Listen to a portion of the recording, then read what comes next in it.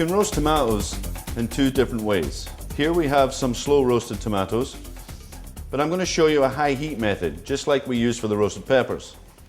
Very simply, we take our tomato which has been pre-washed and we slice it evenly. What we'll do is we'll place it onto a sheet pan, and then we quite simply just lay the tomatoes down like so.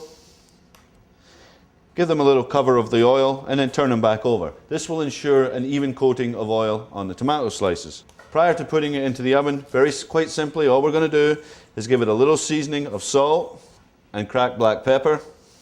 And then we're going to place them in an oven, a very hot oven at 500 degrees for about 25 minutes to 30 minutes until they're brown. If you want to, you can impart different flavors into your tomatoes. You can use garlic infused oils or herb infused oils.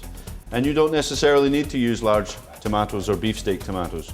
You could use small cherry tomatoes or grape tomatoes, which make lovely roasted tomatoes. These ones generally though, you wouldn't slice. You would quite simply cut them in half and perform the same procedure as you did before with the slices.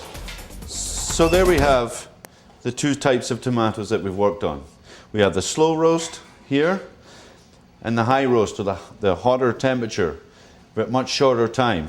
As you can see, there's more moisture in the slow roast, a little bit more tender, and very little color at all. But here on the high roast, you can see the depth of color. Therefore, we have a concentration of flavor, the texture's a little bit drier, and make a wonderful, wonderful salad. And part this with some olive oil, it would be absolutely gorgeous.